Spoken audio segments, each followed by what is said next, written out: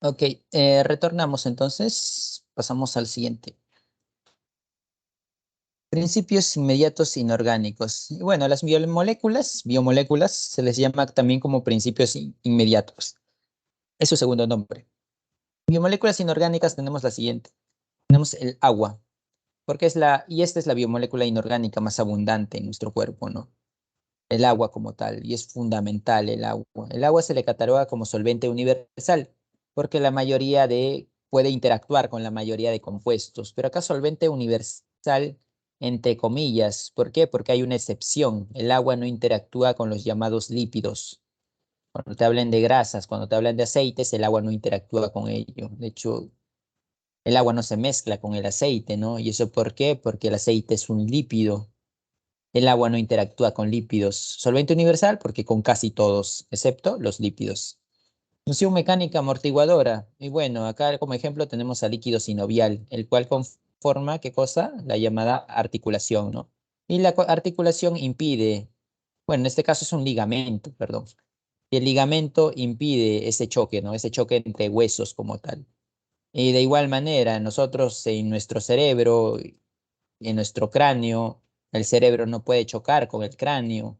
Y eso es gracias a quién? Gracias al llamado líquido cefalorraquídeo también.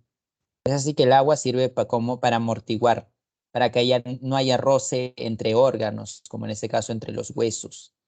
Medio de transporte. Y bueno, nuestra sangre está compuesta en gran mayoría de agua, ¿no? Y eso sirve para que los glóbulos rojos puedan transportar oxígeno a través de la hemoglobina. Es lo mismo de las plantas, ¿no? Las plantas vamos a encontrar el concepto de savia bruta, savia elaborada, y están compuestas en gran parte de agua, ¿no? Sirven para transportar cosas. Alto calor específico, y es que se requiere una alta temperatura para que el agua se evapore, 100 grados. Hay otros líquidos que no, que apenas a los 50 grados ya se están evaporando. Eso es importante porque eso es importante para que sea útil en cualquier organismo el agua, ¿no? Ningún ser vivo va a estar por encima de los 100 grados. Es así que siempre se va a trabajar con agua líquida. Los organismos siempre te van a trabajar con agua líquida. No ni agua sólida ni gaseosa, siempre agua líquida. Alta tensión superficial, ¿a qué se refiere? Que no es tan fácil de romper el agua. Constituye muchos puentes de hidrógeno. Es por eso que acá vemos insectos que pueden reposar sobre el agua, porque soportan ese peso, ¿no? Si fuera muy fácil de romper, sencillamente se hundirían. Bien. Y mantener húmedas las membranas. Bueno, es básicamente con rodear a las membranas, ¿no? La gran parte, y membrana se refiere a las células, ¿no? A lo que rodea a las células. Gran parte de las membranas está rodeada de lo que es el agua, y el agua es fundamental, ¿no? En la gran mayoría de reacciones metabólicas vamos a observar a lo que es el agua como tal. Bien, pasamos a la siguiente diapositiva.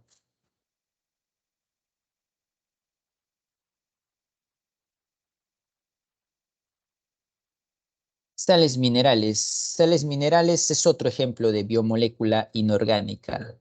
Y sales minerales se refiere a que, bueno, contracción muscular, y acá tiene que ver el calcio. Las sales minerales son los iones como cuáles, iones como el calcio. Transmisión del impulso nervioso, acá quién tiene que ver, acá tiene que ver el potasio. Mantenimiento del equilibrio osmótico, y acá quién tiene que ver el sodio.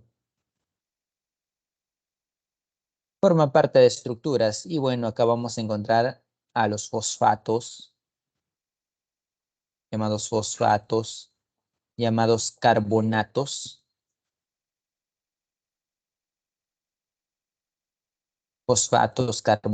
¿no? Los cuales conforman nuestros huesos, conforman nuestros dientes, por ejemplo, las estructuras sólidas. Esas son las funciones de las sales minerales. Otro ejemplo, el oxígeno. El oxígeno o dos, ¿no?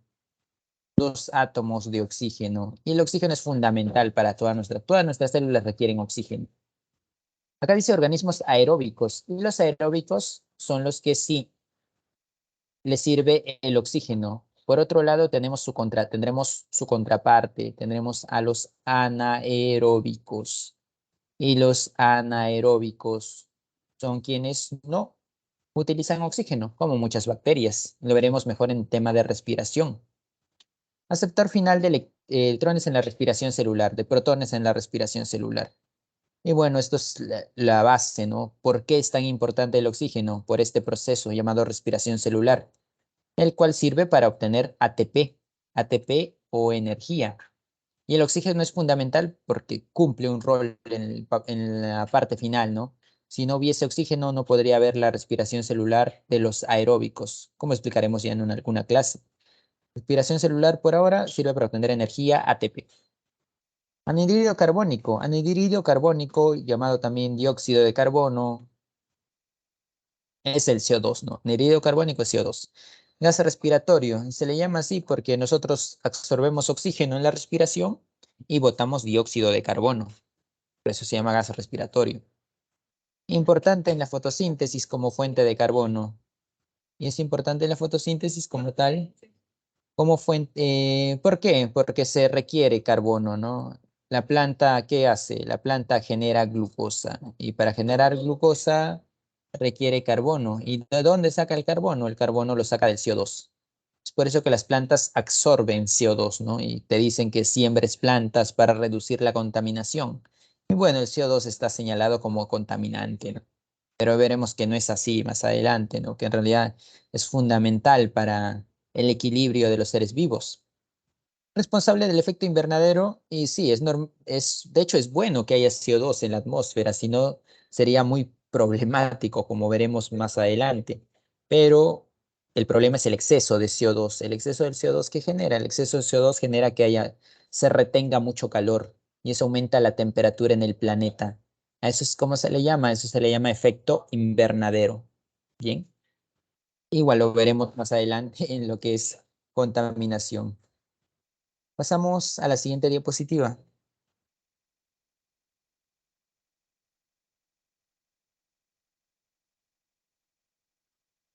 Ahora hablaremos de los principios inmediatos orgánicos, y esas son las moléculas orgánicas, obviamente, ¿no? Como cuáles, glúcidos, lípidos, proteínas y ácidos nucleicos.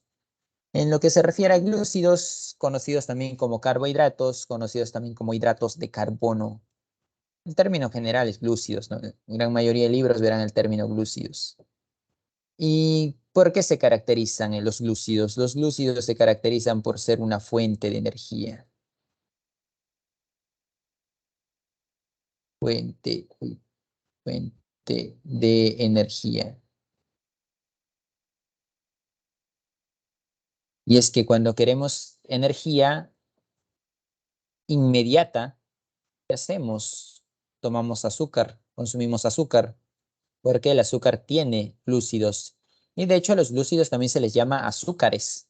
Y a estos de acá se les va a llamar azúcares, ¿no? De manera bastante singular. Es una fuente de energía inmediata y esa es la diferencia de los lípidos, ya que los lípidos son una fuente de energía, pero a largo plazo. Estos nos dan energía de manera inmediata. Consumimos un caramelo de limón y la glucosa inmediatamente estará en nuestra sangre disponible. En cambio, los lípidos demora un poco más. ¿Cuál es otra función? Conformar estructuras.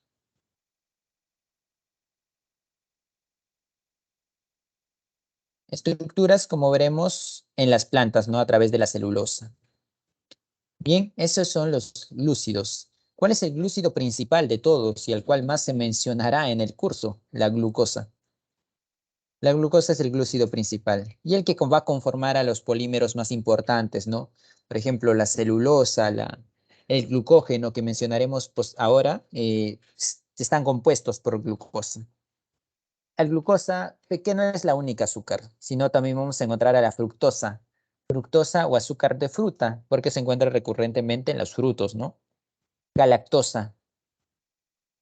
Y la glucosa, la fructosa y la galactosa y la glucosa, perdón, fructosa, glucosa y galactosa tienen algo en común, en que son las llamadas hexosas.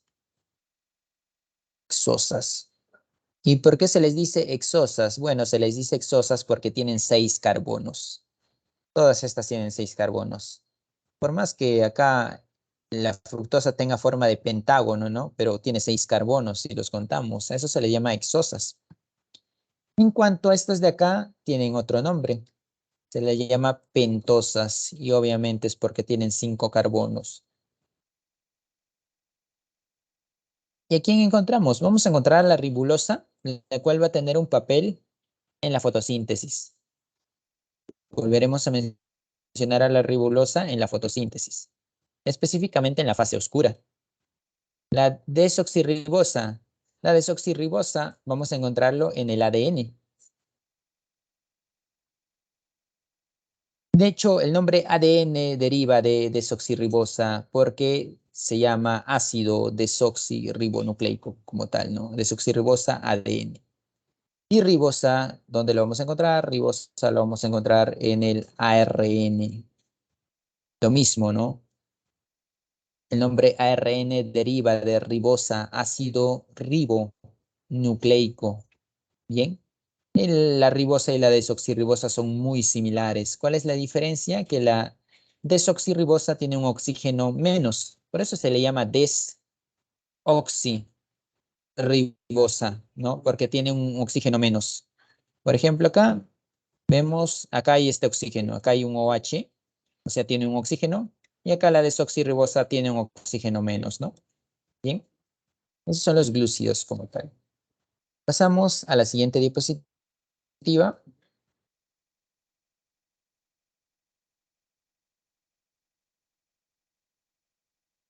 Bueno, acá no se mencionó. Monosacáridos. Monosacáridos, ¿por qué? Bueno, monosacáridos son porque es moléculas singulares, ¿no? Pero esas moléculas singulares se pueden juntar. Y cuando dos moléculas, dos monosacáridos se juntan, forma algo llamado disacárido. Di dos, ¿no? Dos monosacáridos. Y estos hay tres principales. ¿Cuáles son? La sacarosa, la lactosa, la maltosa.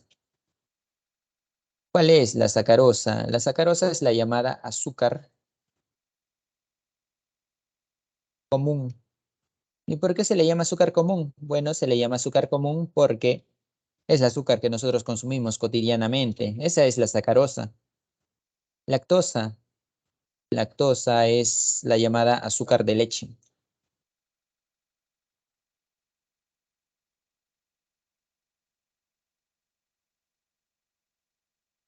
Y es lo que se encuentra en todos los lácteos, ¿no? Y al encontrarse en todos los lácteos, nos sirve como fuente de alimento cuando somos niños, pero hay personas que ya cuando crecen ya no tienen manera de degradar lactosa y es por eso que se vuelven intolerantes a la lactosa, ¿no? Cuando somos niños nos es bastante útil. Cuando somos adultos ya no tanto. En lo que es la maltosa es la llamada azúcar de Malta. Y obviamente porque se encuentra en este compuesto, ¿no? Llamado Malta. Y los disacáridos, como les he dicho, es la unión de dos monosacáridos, pero a esa unión tiene nombre. Y se va a formar un enlace. ¿Y ese enlace cómo se llama? Se le llama enlace glucosídico. Los glúcidos entonces se caracterizan ¿por qué? Por formar un enlace glucosídico. No solo lo vamos a ver acá en disacáridos, sino también en polisacáridos también. ¿Ok? Pasamos a la siguiente diapositiva.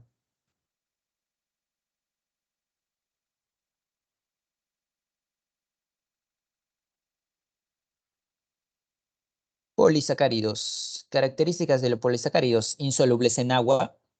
No tiene sabor dulce.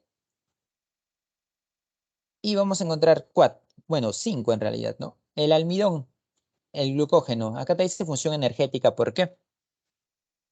Almidón, nosotros lo vamos a encontrar en plantas.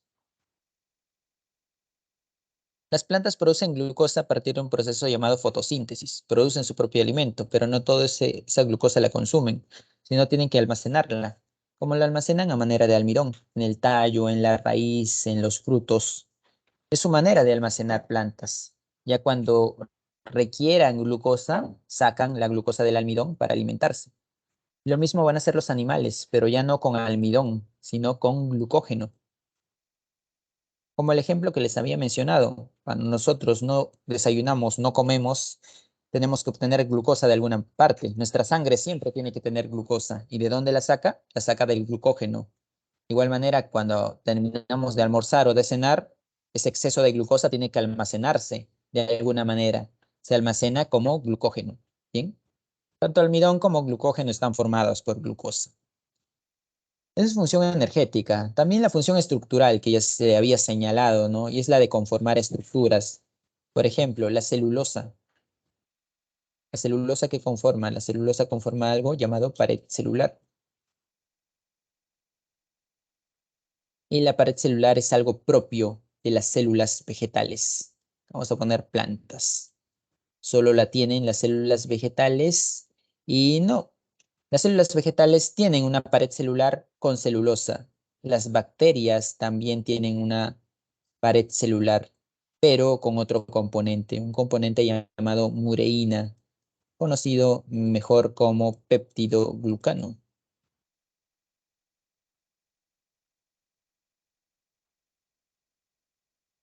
¿Esto dónde lo vamos a encontrar? De igual manera en la pared celular, pero ya pared celular de bacterias. Cuando hablemos de bacterias, volveremos a mencionar al peptidoglucano. Hablaremos más acerca de sus funciones, bacterias. Y por último, la quitina. La cuestión con la quitina es que están animales, pero no en todos los animales, solo en algunos. ¿En cuál? En los artrópodos. ¿Y qué conforma? Conforma algo llamado exoesqueleto.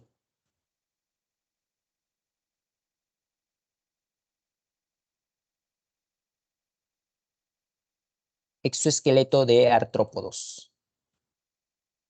Artrópodos como cuáles, como los insectos, como los crustáceos, como los arácnidos.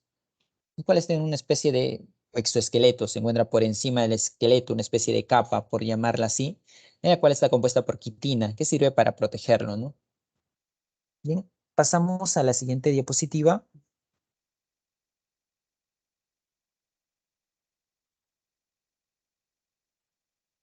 Ok, hablaremos de lo que son ahora los lípidos, lípidos llamados también como grasas.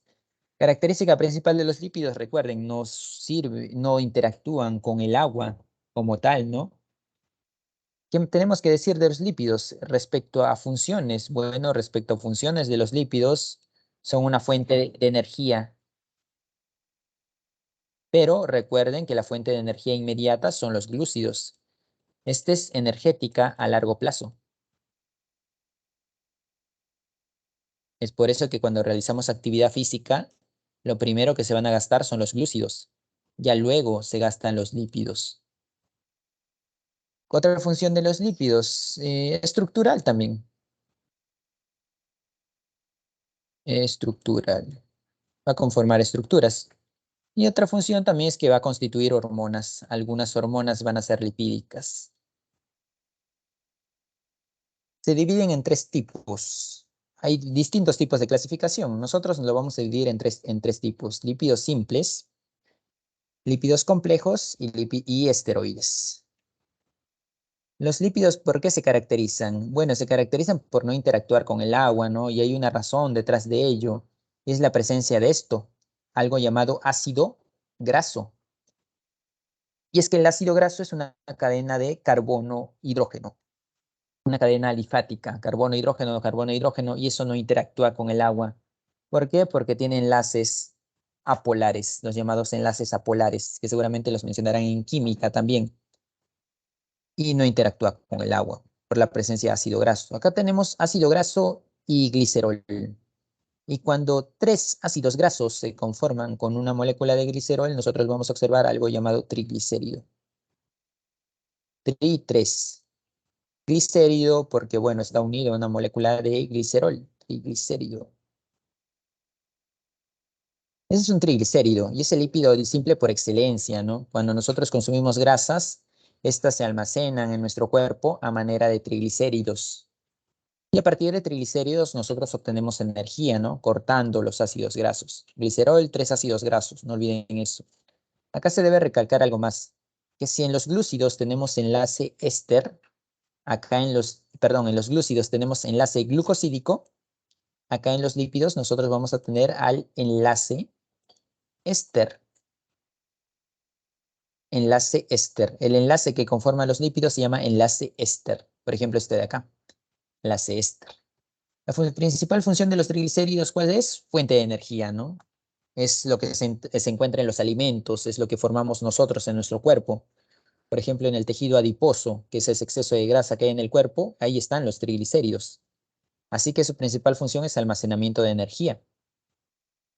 Acá tenemos, pero no son los únicos, por ejemplo, triglicéridos. También tenemos a las ceras. Y las ceras, ¿como cuáles? Por ejemplo, las que tienen las plantas. ¿Qué les sirve para protegerse? Protegerse del exceso de agua que puede caer. Pero también tenemos algo llamado cerumen. Uy. Y en el caso del cerumen es esa cera o grasa que se encuentra en los oídos y que tiene una función protectora en realidad, ¿no? Protege al nuestro sentido del oído. Ese es el cerumen. Ahora, los ácidos grasos se pueden clasificar en dos tipos, saturado e insaturado, palabras que quizá hemos escuchado en los comerciales, ¿no? Es que está asociado a la salud mucho. Por ejemplo, el término saturado son grasas que difícilmente se pueden degradar. Esto lo vamos a encontrar sobre todo en grasas animales. Difícilmente se degradan mediante digestión. Es por eso que te dicen que si consumes muchas grasas saturadas es malo, porque es difícil que se degraden. En cambio, insaturados se rompen más fácil. ¿Por qué? Porque tienen un enlace doble. Y ese enlace doble hace que se denomine insaturado. ¿Y esto de dónde lo vamos a encontrar? Esto lo encontramos en vegetales. Por eso se dice que los aceites vegetales son más nutritivos, bueno, más que nutritivos, son más beneficiosos para la salud. Eso respecto a lípidos simples. Lípidos complejos. Lípidos complejos tienen una estructura bastante similar. Miren, tienen un ácido graso, tiene un glicerol, pero la diferencia es que tiene algo llamado cabeza polar. Cabeza polar. Y la cabeza polar, en este caso, por ejemplo, puede ser un grupo bastante diferente, ¿no? Como la colina, por ejemplo, ¿no? Colina. Lo cual da origen a qué cosa? A un lípido que tiene una característica, ¿qué cosa? Por acá, por ejemplo, tiene una característica hidrofóbica. ¿Y qué es hidrofóbica? Hidrofóbica es que no interactúa con el agua, mientras que esta cabeza polar y polar, el agua es polar, por ejemplo, hace que tenga una característica hidrofílica. Es así que los lípidos complejos se caracterizan por ello, por eso se le llama complejos. Esto es totalmente hidrofóbico, no interactúa con el agua. En cambio, esto de acá no, tiene una parte hidrofóbica y una parte hidrofílica. Y a esas dos características, hidrofóbica e hidrofílica, se le llama anfipática. El término anfi significa ambos. Anfipática, ambas características, tanto hidrofóbica como hidrofílica. Esa es la característica de los lípidos complejos. ¿Cuáles son los principales? Los principales lípidos complejos son los llamados fosfolípidos.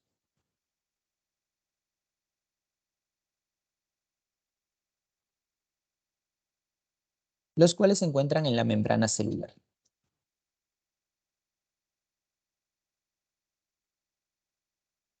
Membrana celular. Bien.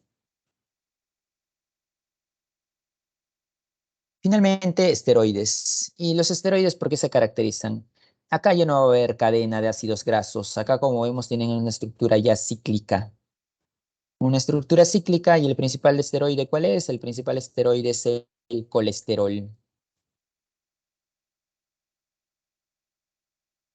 Y el colesterol es bastante útil, ¿no? ¿Por qué? Primero vamos a encontrarlo en la membrana también. Colesterol vamos a encontrarlo en la membrana celular. Como vemos acá, por ejemplo, este es dibujo de una membrana celular. Estas cabecitas con las colitas son los fosfolípidos. Y esto amarillo de acá es el colesterol. Lo encontramos en la membrana celular.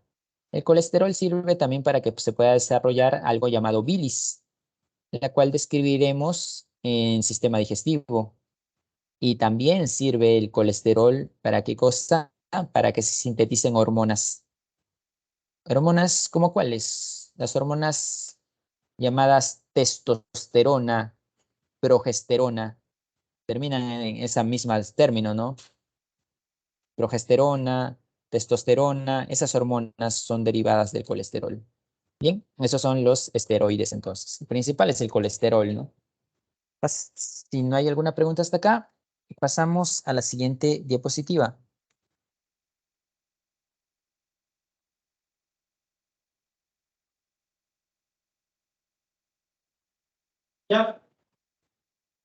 Bien, pasamos a lo que son las proteínas. En cuanto a proteínas, ¿cuál es la base de la proteína? La base de la proteína es el aminoácido, o son los aminoácidos, ¿no? ¿Qué decir de acerca de las proteínas o de los aminoácidos? Estos aminoácidos se van a unir uno con otro y conformando una proteína, ¿no? Una proteína puede tener, por ejemplo, dos aminoácidos o puede tener centenas de aminoácidos. ¿Cómo se unen los aminoácidos? Acá va a haber un enlace también, el llamado enlace peptídico. Y acá hay un sinónimo para proteína. A proteínas a las proteínas se les suele decir también péptido. Uy, péptido. Es lo mismo y bueno, casi lo mismo. El término péptido se usa para proteínas pequeñas que tienen 2 aminoácidos, 10 aminoácidos, se usa el término péptido, ¿no? Cuando tienen 500, 1000 aminoácidos ya no se usa tanto el término péptido. ¿Bien? El aminoácido, ¿por qué está formado? Está formado por un grupo amino y un llamado grupo carboxilo, ¿no? Y estos grupos ya seguramente lo verán en química. Así también tiene un carbono central y un hidrógeno. Y un grupo radical que se llama también, y este grupo radical o esta R, ¿qué significa? No es un átomo, no es una molécula. Este radical significa que puede ser variable. Es un grupo que puede ser variable.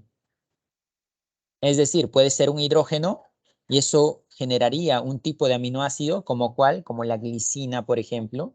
O puede ser un carbono con 3 hidrógenos. Eso generaría un segundo tipo de aminoácido. ¿Cuántos tipos de aminoácidos hay? 20. Los principales son 20 aminoácidos. Y es que hay 20 tipos de grupos radicales, ¿no? Y 20 tipos de aminoácidos. Esos aminoácidos entonces se unen conforme conforman las proteínas. Funciones de las proteínas. Es la que tiene función más variada. Mayor variedad de función. Y de hecho son las más abundantes también. Mayor variedad de función, mayor variedad de estructura. Y tienen bastantes funciones, como vemos acá. Por ejemplo, hormonas. Hormonas como cuáles. Hormonas como la insulina. Por ejemplo, hormonas como el cortisol. Proteínas estructurales, como es el caso del colágeno, como es el caso de la queratina, las cuales conforman la piel, conforman el cabello, respectivamente. Proteínas de transporte. La hemoglobina es una proteína que te transporta oxígeno, al igual que la hemocianina, ¿no? O la mioglobina. Proteínas de reserva. Y las proteínas pueden ser una fuente también de energía en casos de emergencia. Es así que hay proteínas que por ahí no son fundamentales y se cortan en aminoácidos y son una fuente de energía. Proteínas motoras como lo que podría ser la miosina, la actina, por ejemplo, la tubulina, que conforman el citoesqueleto de las células, que ya hablaremos más adelante. Las enzimas, acá hay algo fundamental, y es que las enzimas son responsables de las reacciones metabólicas. Y es que hay algo esencial en los organismos, que sí, se dan reacciones químicas, pero estas reacciones químicas o metabólicas tienen que darse rápido, obviamente, porque para que pueda funcionar el organismo, ¿quién genera esa velocidad? ¿Quién acelera la velocidad de las reacciones? Eso lo hacen las enzimas. Es así que las enzimas son fundamentales. Igual, cuando hablemos de cualquier reacción metabólica, siempre van a tener que ver las enzimas, ya que esas le dan la velocidad. Y finalmente las toxinas. Y sí, las proteínas pueden ser también toxinas. No en humanos, no va a haber proteínas que sean toxinas, pero sí en animales que generen toxinas, como los serpientes, los ornitorrincos, por ejemplo, o cualquier animal que genere veneno, como los arácnidos. Tienen proteínas que les es útil en realidad, porque la función de la toxina es generar un daño a la presa para que el depredador pueda comérselo, ¿no? Pasamos a la siguiente diapositiva. Nivel de estructura de las proteínas, y acá hay 4 niveles. Cuando te hablan de estructura primaria, esto asociarlo a una cadena, secuencia o cadena de aminoácidos. Es que los aminoácidos acá lo suelen catalogar como pequeñas perlitas, ¿no? Mientras que las otras, y esta cadena de aminoácidos es como un collar de perlitas. Bueno, cuando está así la proteína dibujada, es estructura primaria. Acá, la proteína no queda así, como cadena de perlitas, sino que tiene que tomar forma. Y cuando ya empezando a tomar forma, es que hablamos de estructura secundaria. Estructura terciaria es cuando la forma ya se vuelve más compleja. Por ejemplo, acá la proteína, las cadenas de aminoácidos ya se ha enrollado. Y a partir de acá, la proteína ya es ok, ya es funcional. Pero entonces, ¿qué ocurre con la estructura cuaternaria? Bueno, estructura cuaternaria es opcional. Algunas proteínas la tienen, otras no, pero todas van a tener, van a llegar hasta estructura terciaria. Absolutamente todas las proteínas tienen hasta estructura terciaria. Cuaternaria es opcional. Por ejemplo, la hemoglobina tiene cuaternaria. ¿Y en qué consiste? En que son dos cadenas diferentes. Dos cadenas diferentes que se han juntado, por ejemplo, acá dice, por más de una cadena, pueden ser dos, tres, cuatro, más de una cadena, las cuales conforman una proteína. Pasamos a la siguiente diapositiva.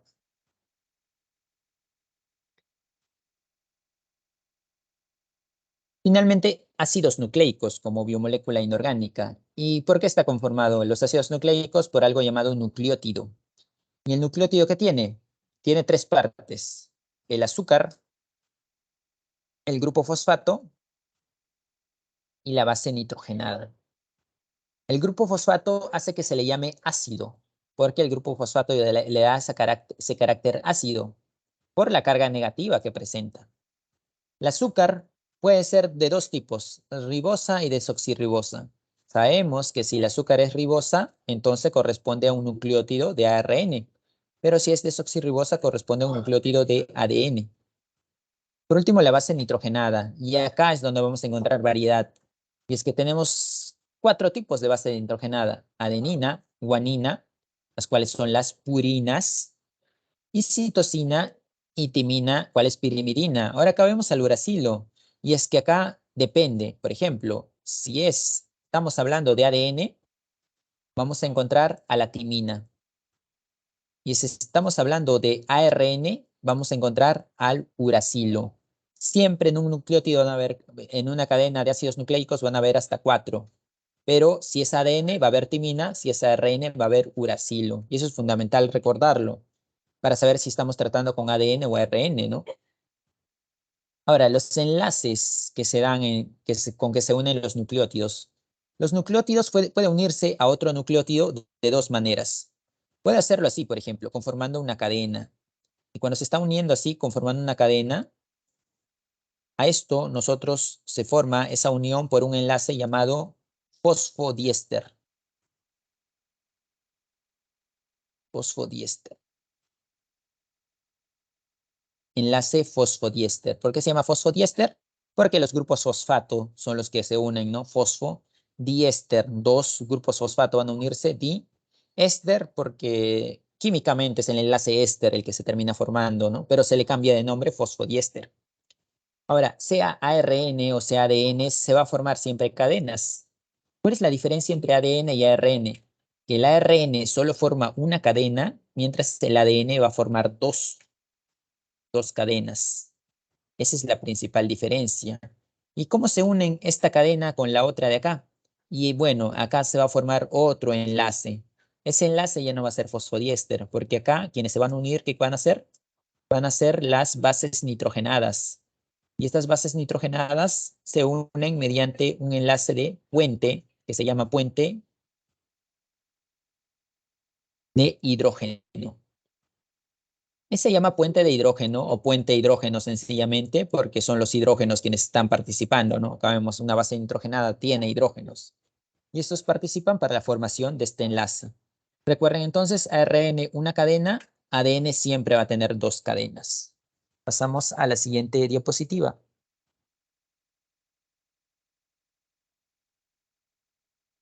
Bien, y llegamos a la parte final de la clase con lo que son los virus.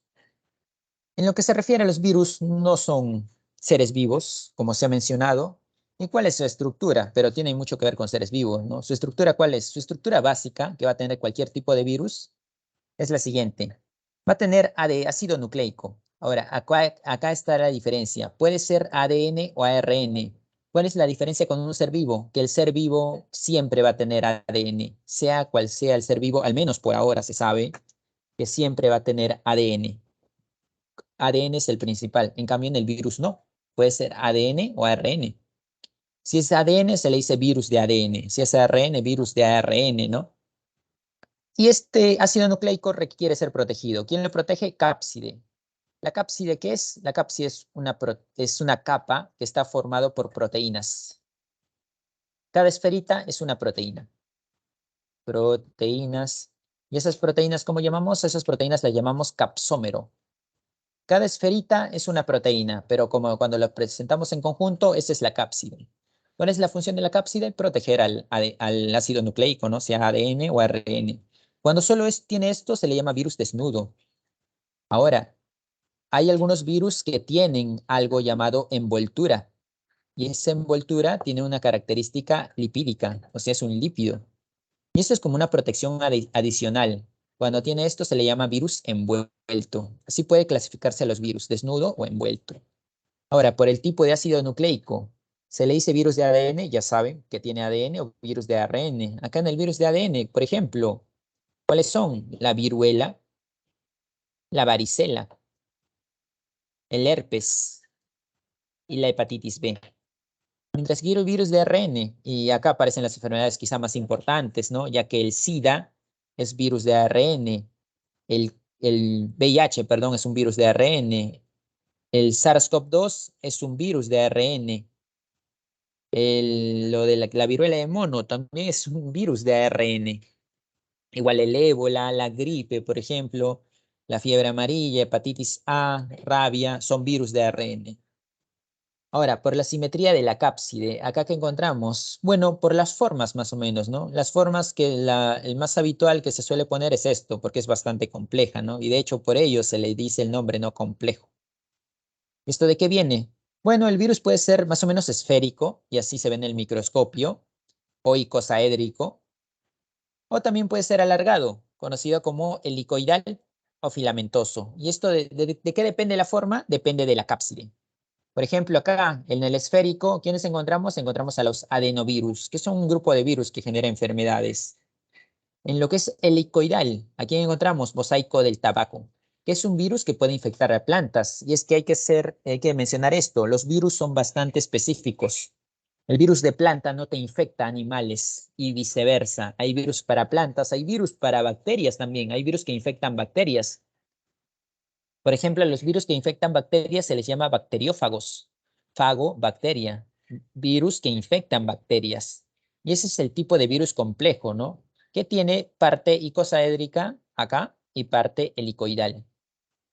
Bien, y aparte unas pequeñas patitas, ¿no? Que van a servir ¿para qué? Para fijarse a una célula, ya que la función de todo virus siempre va a ser fijarse a una célula, porque fuera de la célula el virus no hace nada. Siempre va a buscar infectar una célula.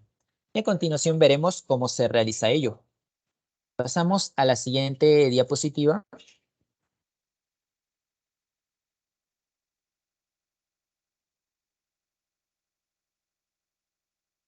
Bien, en lo que es la replicación viral. Entonces, ¿qué ocurre? Un virus fuera de una célula no hace nada, no puede hacer nada.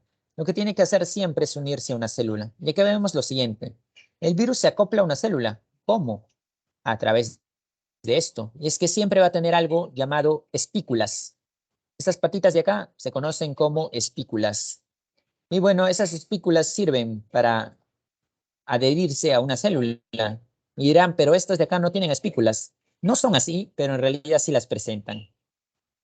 Entonces, ¿qué ocurre? Este es un ejemplo de un bacteriófago y esta es una célula bacteriana. Entonces se pega y ese proceso de pegarse de un virus a una bacteria se le llama absorción o fijación. El virus deja, ¿qué cosa? ¿Qué está entrando acá a partir del virus en la bacteria? Está entrando el material genético, sea ADN o ARN, y es que eso es lo único que importa. Toda la información del virus está en el material genético. La cápside, la envoltura, las espículas no son necesarias ya adentro. Tiene que ingresar el material genético como tal. Y es así que una vez ingresado, ¿qué es lo que va a ocurrir? El ADN es como un libro de instrucciones, el cual le dice a la célula qué es lo que tiene que hacer. La célula bacteriana tiene su propio ADN y a partir de eso la célula realiza sus funciones, entre las cuales se encuentra generar proteínas, ¿no? Las proteínas derivan de las instrucciones que da el ADN. Pero una vez ingresa el ADN del virus, la bacteria no va a diferenciar al ADN del virus de su propio ADN. De esa manera, la bacteria va a empezar a trabajar con el ADN del virus. que como les digo, es como un manual de instrucciones, ¿no? Y empieza a realizar las instrucciones que les da el ADN del virus. ¿Y cuáles son esas instrucciones? Generar proteínas, pero no cualquier tipo de proteínas, sino proteínas virales. Todas las estructuras que conforman un virus que vemos acá son producidas gracias a partir de la bacteria. Y es que la bacteria es como si fuese una fábrica, la cual ha sido tomada por el virus y ahora el virus lo usa para que produzca sus propias proteínas, ¿no? Es así que la bacteria produce las proteínas virales. Y esa producción de proteínas virales o síntesis de proteínas virales ocurre en la bacteria, hasta que en un momento se ensamblan. Ensamblar, como si una vez los materiales han sido creados, se empiezan a armar, ¿no? Y se empiezan a crear pequeñas, las partículas virales como tal. Una vez ocurre ese proceso, se liberan las partículas virales. Pero cuando se liberan, ¿quién paga el precio? La bacteria, porque la bacteria sencillamente muere. Ya cumplió la función del virus, que fue que se generen más partículas virales. Así que a partir de esto se va a decir que la función del virus va a ser no solo infectar, sino también replicarse. No se usa el término reproducirse, porque técnicamente no hace eso, pero sí se replica. Y eso es lo que busca todo virus siempre, infectar para replicarse. Y en este caso, la célula termina muriendo. Pero no siempre es así. La célula puede sobrevivir. Y eso es en la llamada liberación por gemación. Acá podríamos decir que es la liberación por lisis. Y la lisis es la destrucción celular. En cambio, acá no va a haber destrucción celular. Y de hecho, esto resulta conveniente para el virus, porque si la célula no muere, la fábrica sigue funcionando y sigue produciendo más partículas virales. ¿Qué ocurre acá? Entonces acá el virus infecta a una célula y una vez infectada, las proteínas virales son producidas en dicha célula. Pero ahora se ensambla, ¿no? Se ensambla el virus. Y acá vemos esta partícula, este hexágono es el virus ensamblado. Y una vez ha sido ensamblado, va a salir de la célula. Pero acá ya tiene una manera de salir más sofisticada que esta de acá. Ya que acá vemos unas proteínas verdes. ¿Y de dónde salieron estas de acá? Estas proteínas verdes son producidos por el propio virus. ¿Para qué? Para que pueda salir. Para que pueda salir por cómo pueda salir sin romper la membrana. Sale el virus por un proceso llamado gemación, gracias a estas proteínas. Es así, se va evaginando y no daña la membrana. De esa manera, el virus ha sido producido por esta célula y no ha dañado a la célula y puede serle útil todavía a la célula para que produzca más partículas virales, siendo más conveniente para el virus la liberación por gemación que la liberación por lisis. Y de hecho, la mayoría de virus que generan enfermedades realizan este tipo de liberación por gemación. Pasamos a la siguiente diapositiva.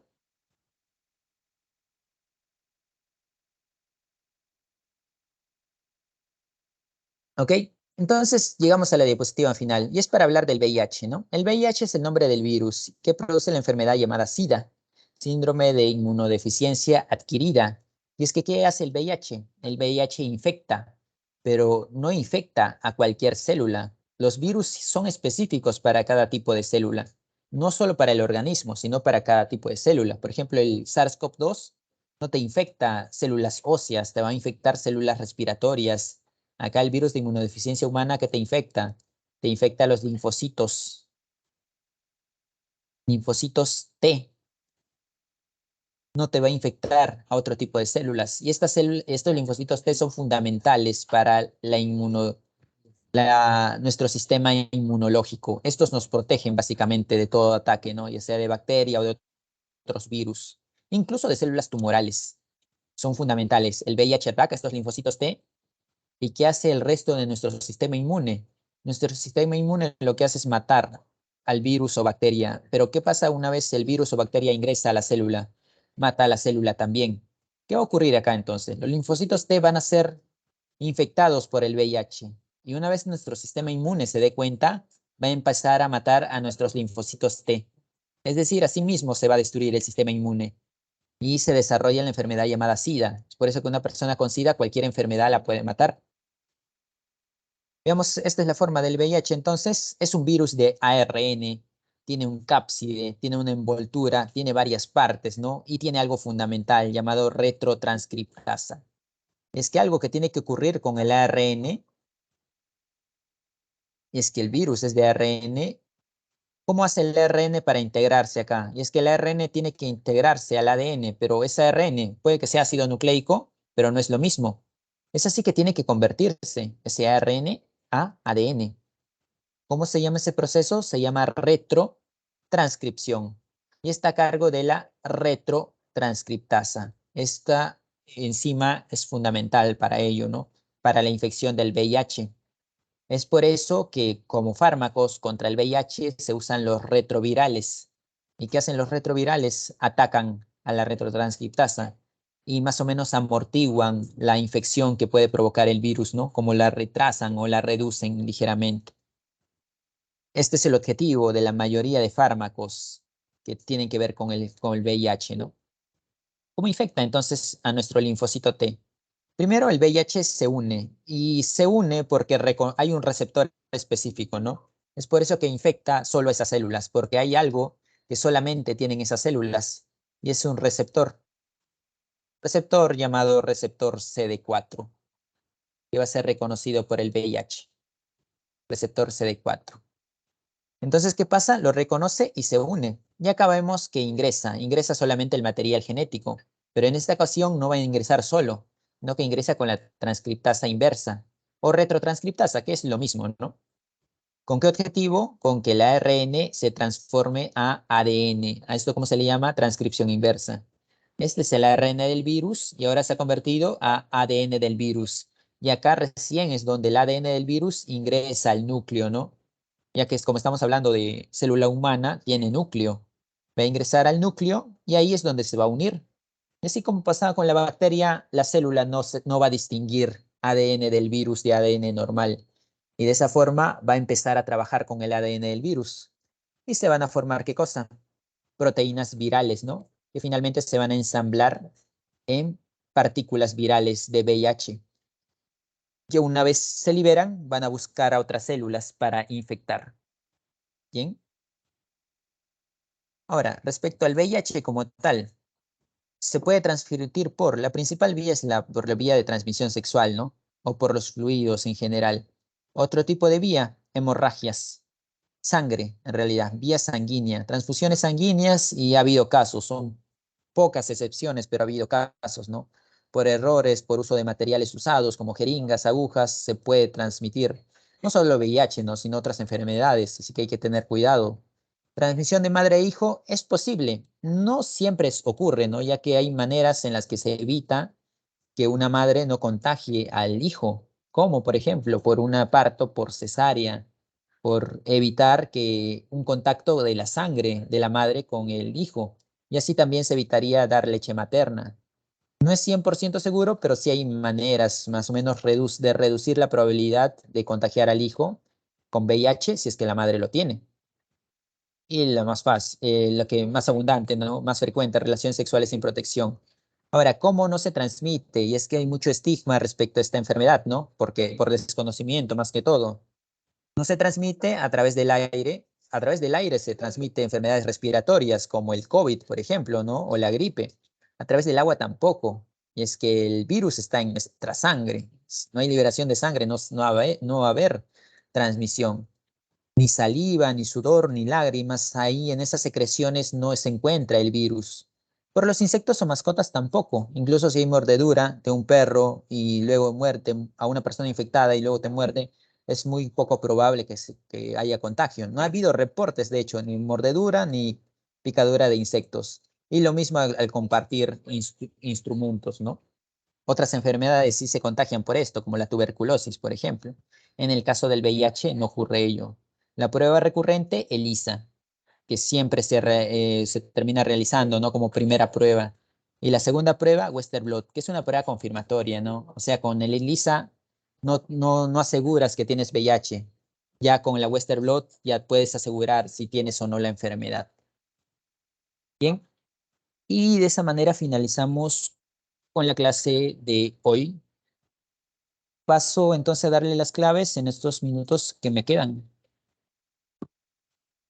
Si es que no tienen alguna duda o consulta adicional.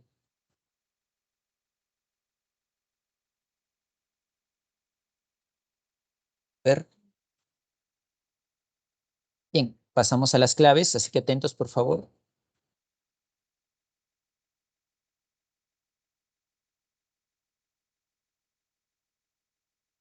Bueno, acá dice, para que el evento sea más rápido y satisfactorio, el médico le recomienda la ingesta de silicio por ser un mineral indispensable para la regeneración. Sin embargo, ¿qué otro oligoelemento será necesario también? Y acá nos ponen calcio como primera alternativa para confundirnos, ¿no? Calcio lo asociamos inmediatamente con los huesos, pero en el caso específico de la regeneración de los huesos tiene que ver lo que es el manganeso, tanto el manganeso como el silicio, ¿no? Oligoelementos importantes. En la uno la C, manganeso. En la 3 bueno, tiroides, y nos dice dieta cotidiana, como en la sal, ¿no? ¿Dónde encontramos la tiroides? En la salecocina, a cargo del yodo. En la 2 es la D, yodo.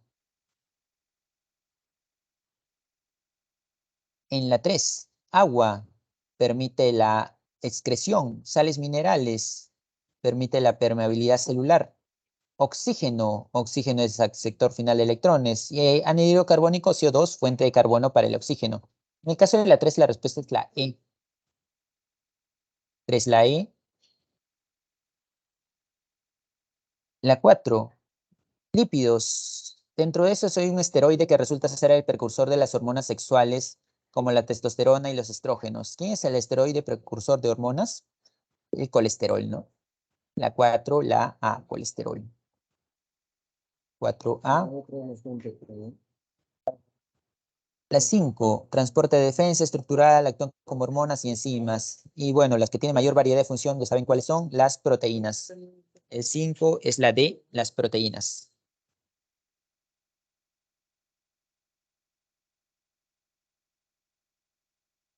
Los ácidos nucleicos están constituidos de unidades monoméricas denominadas nucleótidos. ¿Cuáles son los componentes que constituyen? Los nucleótidos tienen lo que es el fosfato, la azúcar pentosa y la base nitrogenada. La 6 es la C. 6C. La 7, las células vegetales por un tipo de carbohidrato que es un polímero denominado, ¿qué cosa? Celulosa. Bueno, polímero, polisacárido, ¿no? Pero polisacárido ¿de qué carácter? Estructural. En la 7 la D.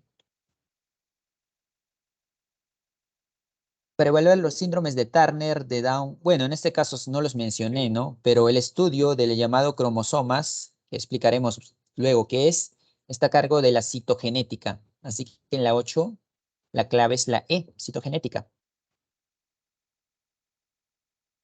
Se llega a establecer luego de experimentar una conclusión que determina una teoría es porque se ha alegrado, bueno, si es una teoría, ¿qué te dice la teoría? La teoría te explica el fenómeno observado, ¿no? Entonces en la 9 es la A.